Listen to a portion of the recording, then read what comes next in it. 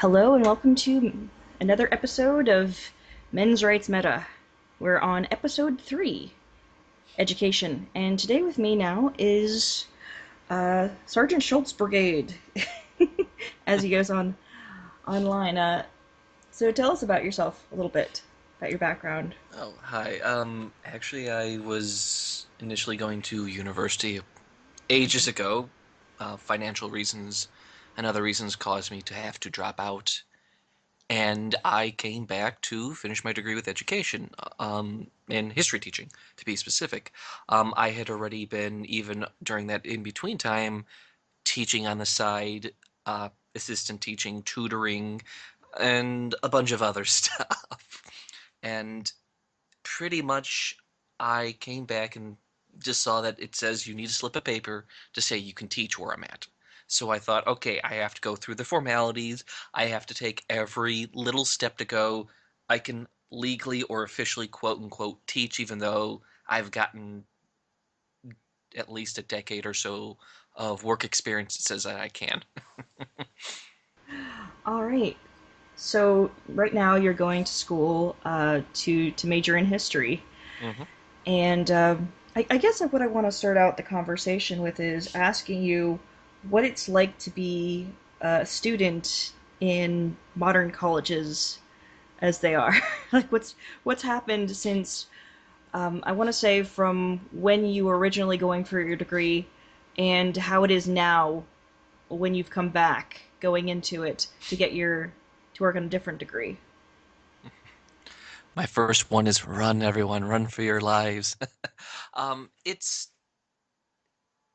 I think more often than not, I think the thing is that because I walked away from university and came back, I'm seeing the issues that were initially already there, though I do believe in some cases that they have kind of exponentially grown worse.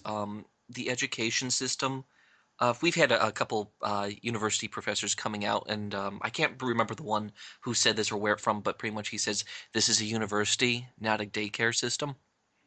And that is kind of what I've been seeing more and more, and rapidly expanding in mindset. And it's very much bothered me because the few professors that I have loved, one of my favorite ones is retiring or has retired since the semester is over. And he was one of the few male teachers, and just teachers in general, that knew his stuff backwards and forwards and was able to keep politics, especially modern politics, out of the classroom. If he was talking about anything political, or philosophical, like my most recent one, Renaissance history, it would only be in pertaining to the philosophical or political mindset of that day. He would do his best to remove it from modern connotations. And if he had to make a modern reference, he would do his best to make it clear for students to understand it. But he would always encourage, and the biggest thing, especially with history, he always encouraged the mindset of understanding the period where these ideas came from. So, I guess what I really want to get down to is you say that they were able to keep their politics separate from all of this. To what level are people really bringing their politics in into the classroom and everything like that?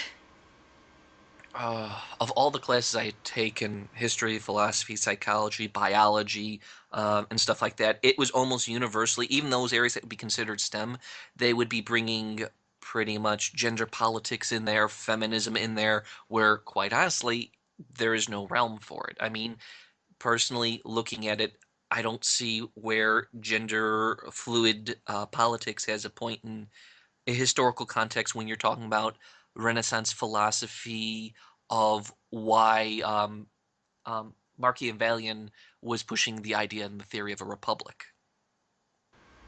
I see. Now, one of the things that I found looking at all of this, and this is something I've seen come up in when we look at things like the social sciences or even just the hard sciences hmm and academia as a whole, but one of the things that continues to come up again and again is just how much of a bias there appears to be in academia, and by that I mean the amount of people who lean to the liberal left greatly outnumber those who identify as libertarians and whether they're leaning left or right, and conservatives, and Republicans, like just in general. And there seems to be a bunch of different theories about why that might be, with some saying that there's actually an active move to push people out, and the liberal one, which is one of the arguments I actually saw on things like Rational Wiki, saying that they actually believe that the reason why there are less conservatives in academia now is that they believe that those who have a tendency to vote Republican have a lower IQ, and they believe that they're leaving because of a lower salary. Now, what do you actually seem to make of that? Because you seem you've told me that you have a tendency to lean right Oh yeah, on a variety of issues, or you say that you're. I think you said you were a classical Republican, or yeah, yeah. Classical conservative, classical Republican. In those terms, that classical Republican just means you believe in the ideals of a republic, the kind of how it represents the people and stuff like that. And when I say classically conservative, I think the closest way to explaining it is in a fiscal sense. I look at it in the most simplest, easiest terms. You don't have the money, you can't pay for it. Also self-employed, so it's kind of that idea that um, the ideas that we have now, we can't actually, like all the handout programs, as good natured or good intended as they are, we were never designed to have the money for this. And when I say classically conservative, yes, I do believe in the family structure. Yes, do I believe marriage between man and woman? But I don't say like, oh, gays can't get married. It's just the fact of the matter is looking at how humanity in a has evolved, and it isn't inherently male female for the simple fact of reproduction. I'm also religious, but I don't bring religion into the fact because I don't see having pertinence in it whatsoever, unless you're going to talk theology, which is a completely different subject. I don't believe religion, for the most part, should be wedged into education.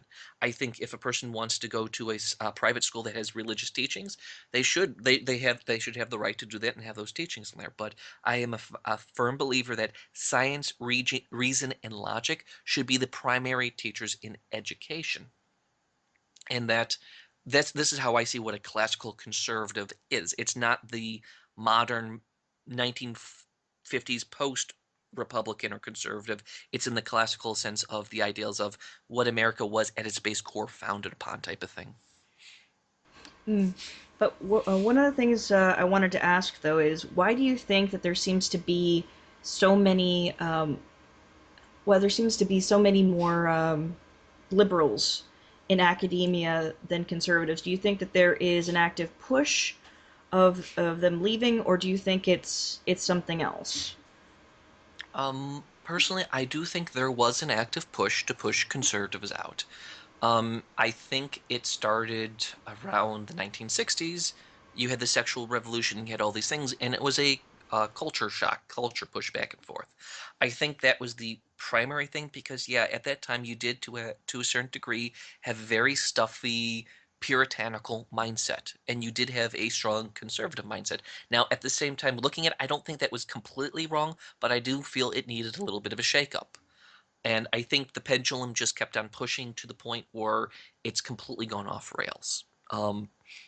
And with Republicans, most teachers that I've dealt with, I don't even want to call them liberal. I want to say progressives, the social justice warrior mindset, that far, far, far crazy left, because that is the mindset that is kind of propagated. It is very, very much emotional based.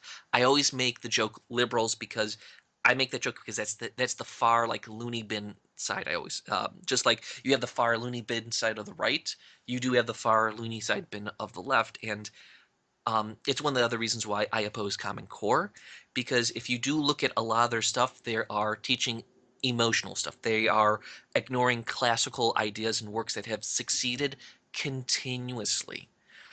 Classical education, understanding history, science, philosophy, and stuff like that, which was originally taught, really did greatly influence Western thought and actually made, I would argue, what America it was great. I don't think it's as great as it was anymore. I don't think it's the greatest anymore. We're holding onto vegetables of greatness, but if you look at the early curriculum of the 20th century, you were still teaching Latin and Greek. Now we're teaching remedial English. And it's shown that these classical styles, these classical teachings, and conservative teachings that were done, for all intents and purposes, a century ago, did produce excellent and great students because it did one fundamental thing. It pushed people to be great and understood one fundamental human factor. We are equal under the, and I'm going to use religious terms, but I mean in a philosophical sense. We are equal under the law and under the eyes of God, but that is where our equality and what makes us equal and the same stop. It is our basis of human ingenuity, intelligence, and skills that difference us from each other. I guess the reason I brought this up specifically is because what seems to be happening, at least in my opinion, is that what used to be a place that you went to find diversity of thought, you used to find a bunch of different people just being able to come forward with different ideas. This free flow of ideas is really having a stopper put in it, because what we're finding is that there is an active opposition to anything that is different from this narrative of um, intersectional layers of oppression and feminism. Basically, that there's Mm-hmm. a patriarchal structure that is oppressing women and all of these different things. If you have any other idea of what the world is actually like, if you decide to even drop facts onto these people, they immediately shut down. And I think people have a that they have it in their mind that it's totally fine to push out people who have a different opinion, because they say, okay, well, we're pushing out bad ideas. But often what we need a diversity of ideas. That Mm-hmm. means that sometimes you need to have those bad ideas. You have Mm-hmm. to have those bad ideas and then be able to question them and be able to oppose them. And we're not really seeing that as much anymore. We're seeing this very radical social justice mindset Mm-hmm. take take root in academia, and it's there in all across the board. So when you start looking at these studies that come out saying, looking at those who are the professors at these different universities, and there is a 9-to-1 ratio against conservatives. So it's 9-to-1 liberals Mm-hmm. versus conservatives, and that's not a diverse mindset. That's not going to give you new ideas. It's not going to give you a huge Mm-hmm. pool of ideas of people that people can then draw from. It's just this this sameness. Oh yeah. This quote was attributed to Voltaire. I may not agree with your opinion, but I will defend it, your ability to express it to the death. And that is kind of one of the fundamental things. What this is what I hold as a core as a classical conservative, which in many senses is considered a classical liberal, which is the only liberal I love the most because they allow the open expression. I oppose the KKK, racist bigotry wherever it stands, but I will defend their right to speak it because you do need to allow people to speak their mind. Because as you said, when they can speak their mind, you can actually have arguments and discussions back and forth to show people the flaws of a individual's argument. Well, one of the reasons why I bring this up is that while while they there is a lot of problems on the right, they are the ones who are far more likely to side with men's rights and men's issues and things like that. They're far more likely to do that. But on the extreme end, they're also more on the end of protecting women and things Mm-hmm. like that. So it's it has a tendency to be far more gynocentric on the Mm-hmm. extreme end. However, if we have to find those who are going to align ourselves with us, they're far more likely to be on the right than they are to be on the left. And so I guess what I'm saying is that what I want to ask is, do you think that there is a deeply ingrained male bias in academia now, as it stands, and at least in your experience? Oh God, yes. It comes with program styles, what they're pushing for, the idea of teaching education. There's this inherent belief with for teaching younger kids that it's better to have a female teacher because it reminds them more of their mother, so they feel safe. And this is a philosophical mindset that I completely just look at and just gives me a migraine just thinking about it because um, both parents, a man and a woman, are very important in raising a kid. Um, a girl does need to see a positive male role model throughout their life. Most boys and girls don't see the first male teacher, especially now, until high school. And I've had some students and some kids and some colleagues talk to me. They're younger than me now, but talking to me like the first time they actually ran across a male teacher was sophomore year of college, university. And I am mortified by this because it completely pushes out the idea that men's role in teaching does not belong. Because one of the fundamental things that they like to ignore, and this is why I think this comes from a male anti-male bias, is that they think men and women are 100% exactly the same and they don't teach in different ways. And that's one of the fundamental things that gives me a headache because when I did my little bit of student teaching and all that stuff, and when I was doing teaching on the side, I completely taught in a different way. I've also seen with female teachers, many of them rely heavily, pulling things purely out of the book, no tangible teaching techniques and styles. One of the things I taught one of the kids when I was younger trying to explain why were they so successful? Why did they, for all intents and purposes, conquer all of Europe, North Africa, and parts of the Middle East? And all these kids were like, out of the book just said, oh yeah, they were just well organized. They were the funnel money all over the place and do all this stuff. Well, and the road building. Well, what I did with these kids, because I'm sorry, teaching these kids, you need to talk to them in their own language. You don't look at a book and just repeat it verbatim to them, which I've seen with many, many bad teachers and female teachers. Well, what I did to them is I showed them, I got all the kids together, got them um, cardboard tubes, and kind of garbage shields. And I told them, okay, all you guys get together, all lock up, and just march together forward a little bit. And when I come at you, everyone in the front, like all the ones in the front and the ones in the back, push your arms forward with your little arm paper tubes. I did that. And I explained to them, this is how the Roman army fought. And it makes it very hard for someone even as big and strong as me to take you down because you're all working together and you're making sure I can't, like, because the shields, I can't get at you really easily. So when you have a bunch of me running at you wildly, it gives you such a huge advantage. Then I explained them how the roads worked, how great and wonderful how the roads were constructed. That and I also showed them that as they're fighting and going forth, like you have all these roads means they can move supplies and people very quickly. And if you look at the areas that they conquered, the road systems were substandard, or they didn't have roads; they were just paths. So movement was very slow. And I explained them. I put all these all the junk on the floor and say, okay, try to walk through that really quickly and safely. Most of the kids couldn't. So then I made a path and kind of put paper down saying, okay, that's a road. All the kids were able to move really quickly. Like that's how the Romans were so effective. They had all these styles. They were very smart individuals, and they brought all this in. And I've very rarely seen female teachers even ever come close to doing something like that. Yeah. So this is something that I've actually heard before, that the female teaching style is often different than the male teaching style, and often um, when you have those different teaching styles, one lends itself a little bit better towards teaching boys. Because I remember we've had these conversations before. We've talked more than once.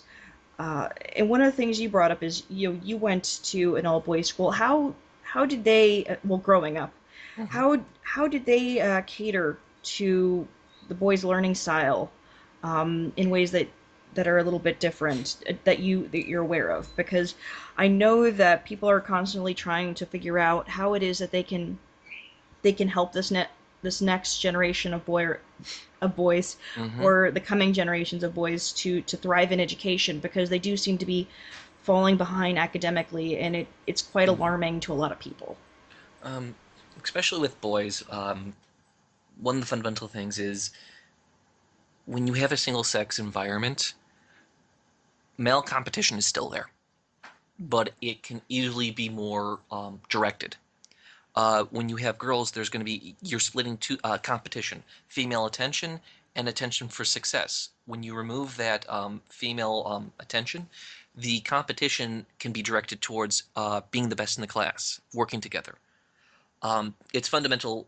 Competition does breed success. You do have failures, but it's also one of the best things when, as a teacher, though I've also encouraged that those who fail, you got to compete to bring those the worst up to your level.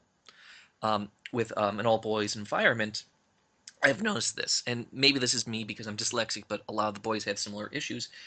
They need to see that it matters and tangibly attack it left and right.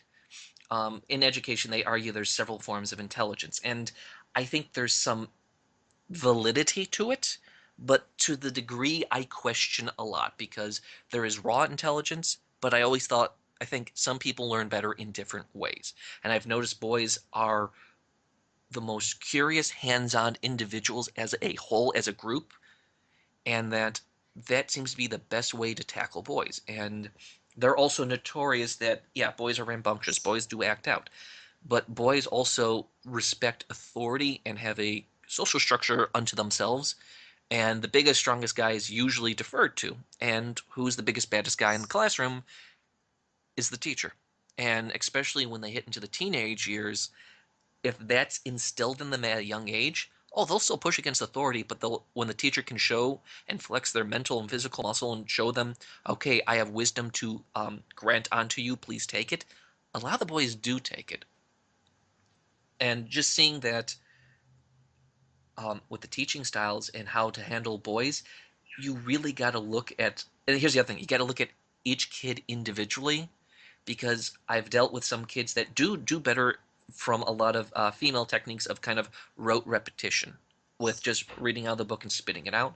But those also, what's always encouraged them is competition, which is the fundamental thing I will always harp on about is that competition is a very good stimulus for boys and girls, but especially boys because it triggers something within their mind and it kind of gives them a short-term goal to say, I can do this, I can be so good. And when you do the rote memorization, all this stuff, a lot of boys don't see a success rate. They don't see a point and purpose to it. Also, with the reading issue, which I've seen boys lag behind, you look at the reading choices that they give for boys, they're atrocious. My biggest thought is like, what fucking boy would actually want to read this crap? It's one of the other reasons why when I done my teaching, I'm trying to get my stuff in university published, trying to talk to a few professors, but I found throwing a few video games to the kids have spurred them further on to delve and have this love of knowledge, to actually garner wisdom from what they're playing. I've thrown them Jade Empire. I'm trying. There's several Way of the Samurai and a few other games to show them and Mhm. encourage this intrinsic love of knowledge. And it seems to be a lot with video games has kind of garnered this love.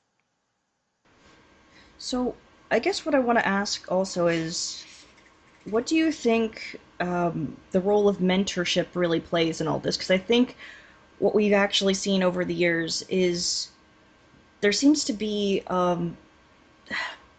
the role of men seems to be disappearing in academia, Hmm. and I think it really does need to come back in a major way. And we really can't tackle the problem of this female dominated, this left leaning dominated academia. We can't make this more balanced if that doesn't come back. I mean, what would you say about that? It first has to start in the home. Mm. As much as I would love to say education can do it, the more and more I look at it, I don't think it will ever education too. It needs to come from the home first. You need to have a strong family structure and a healthy a mother and father, male female relationship in the home for it to have a chance to flourish in the schools. Because when you don't have that, you see these kids acting out. I've seen kids left and right act out when they're younger, when there's no positive male role model, and I've seen so many of them latch on to me for seeing the first positive male role model in their life and desperately not wanting to let go.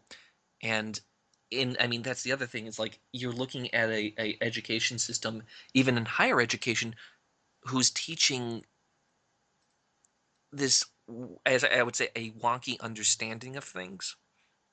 Because if you want you to have positive male role models, there are several things that need to change. And part of it is you need fathers to be more active in the kids' roles.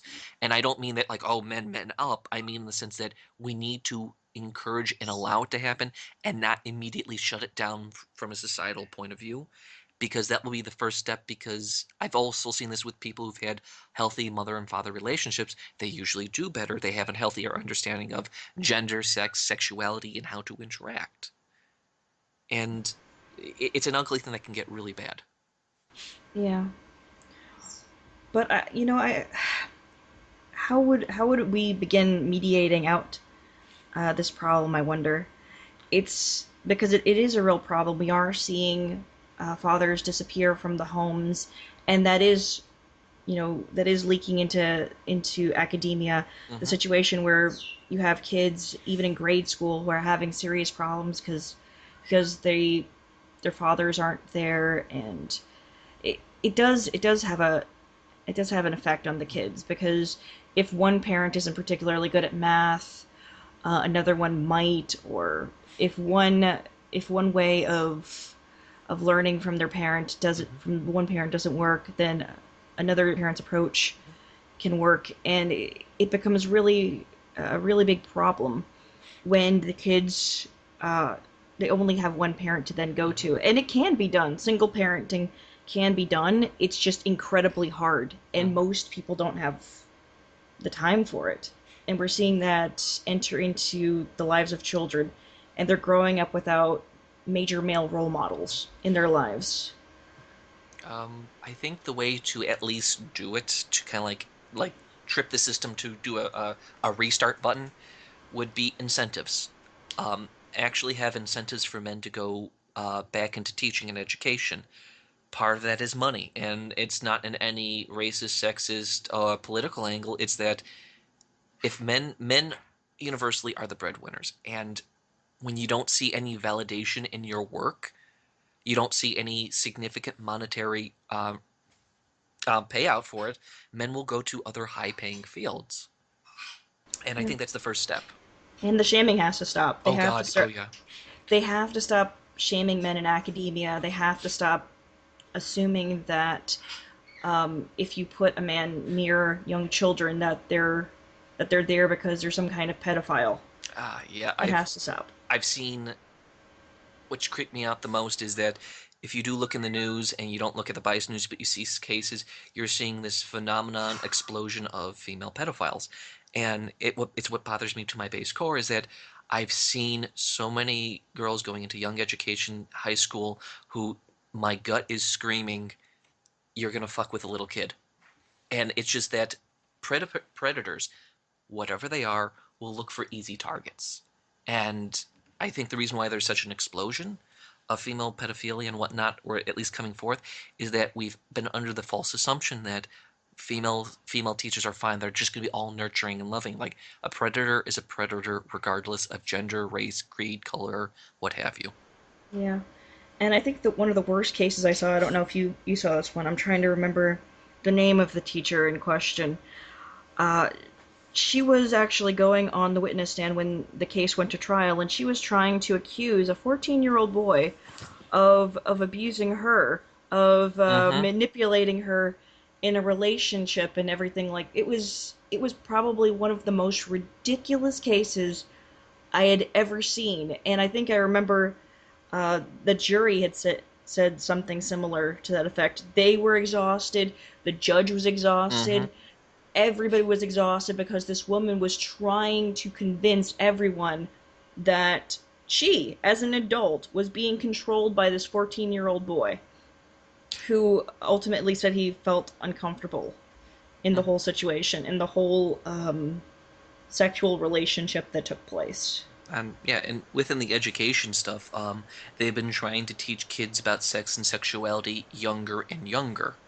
And I'm sorry, of all the kids I've met, and I've met a lot of them, and I've dealt with this, and I've looked at it like, just basically, most kids don't come to understanding sex and sexuality properly, or at least to any valuable degree of understanding, basic understanding, until puberty properly hits them.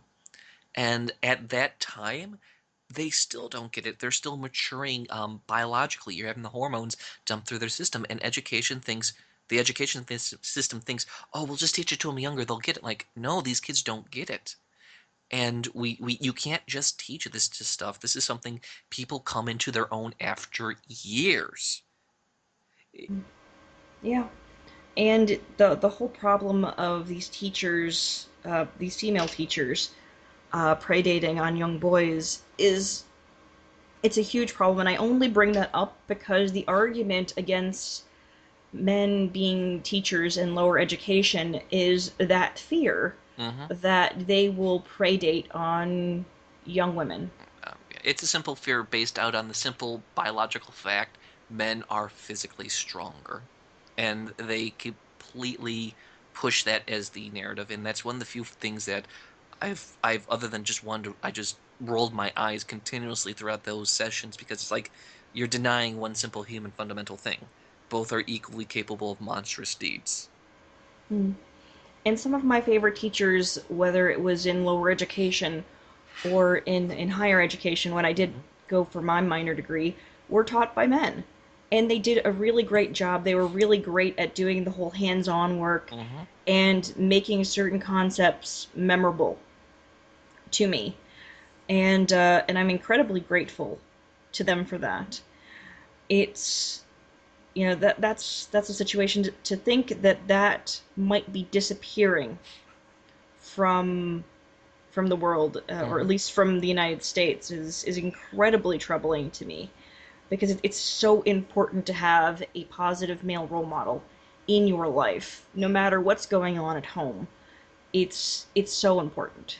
And with male teachers, the one of the fundamental things, like I've only had two positive female teachers in my life. One of them was a Marine, which I would also start saying, it seems more male-ish anyway. She was a hard ass, but she knew when to turn it. And the other one was a female philosophy teacher. Yet again, oddly enough, acted more masculine. But I've also noticed with male teachers, especially the good ones, they teach respect through their own way. That most female teachers, I've never seen them teach proper respect. Respect of the medium, respect of what you're doing, and respect of others that so many female teachers don't really do it that way. They have this more of kind of like this hug box feely side to it, which men kind of go the idea of, okay, Mm. you're going to respect it even if you lose or you don't like it. Mm. Do you think this anti-male bias is, well, this is actually kind of a dumb question. Do you think the anti-male bias is on campus is due to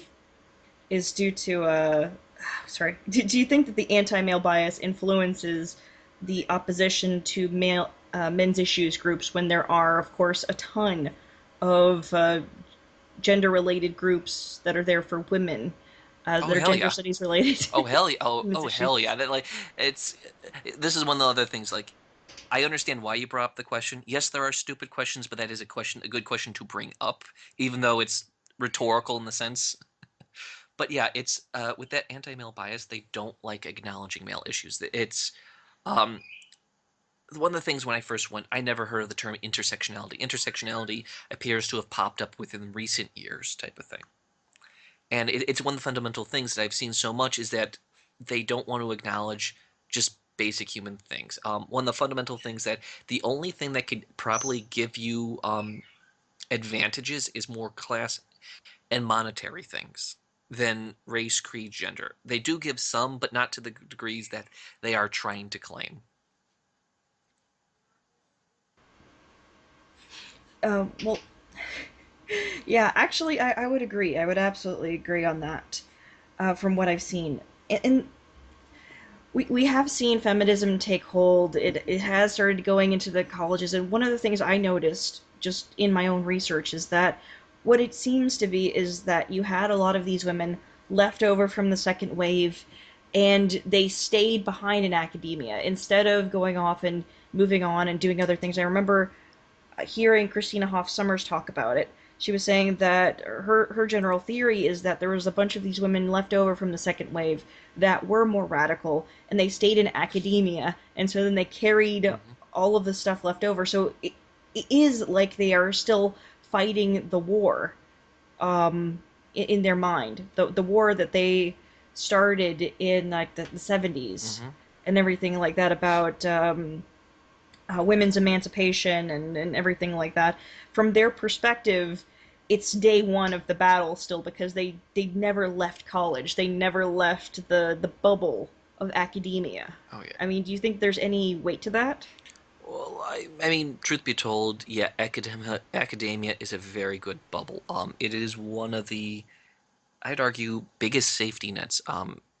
Several of my favorite teachers, if they had, there's one of them that did not leave academia, but he also worked outside of academia. I've also noticed many of the bad teachers have never left academia because academia is a very cushy area that insulates you from the real world.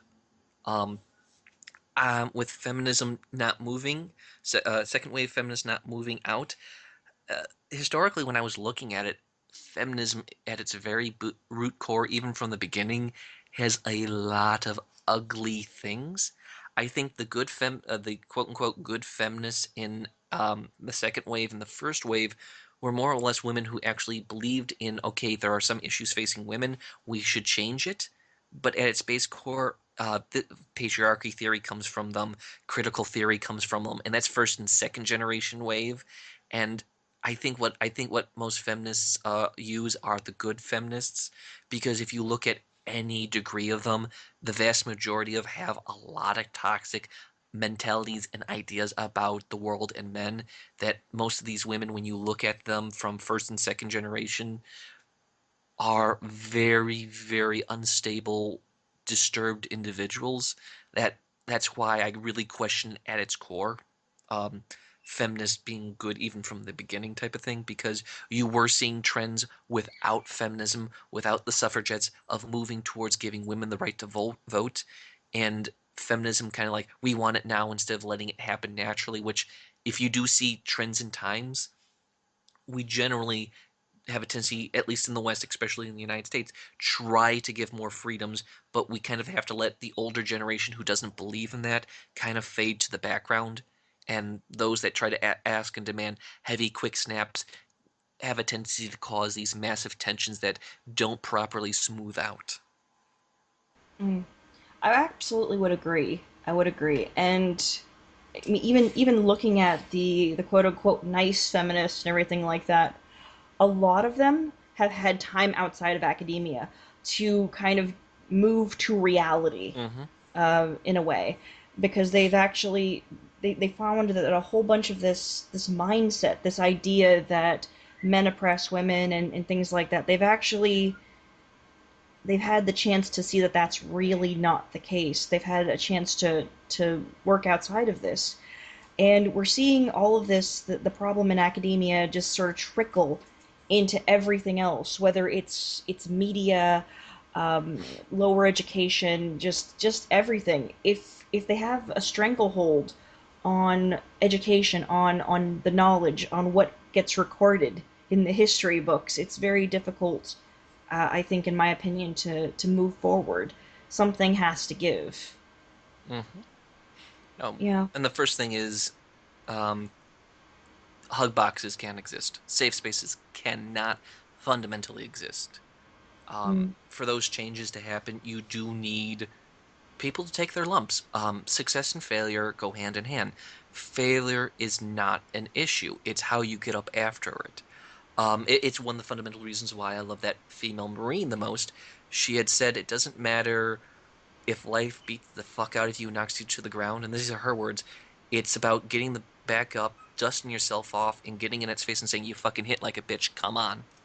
And this is coming from a That's female Marine, so it's like, that's she sounds awesome. She oh really yeah. she really really does.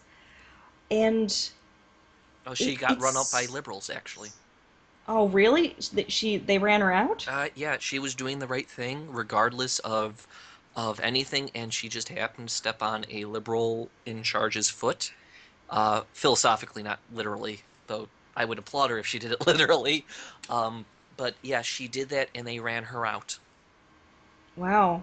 So they pushed her out. Yeah, and that was in high school. That was a high school one, and that's one of my main reasons why I don't like considering myself conservative is because I've seen it.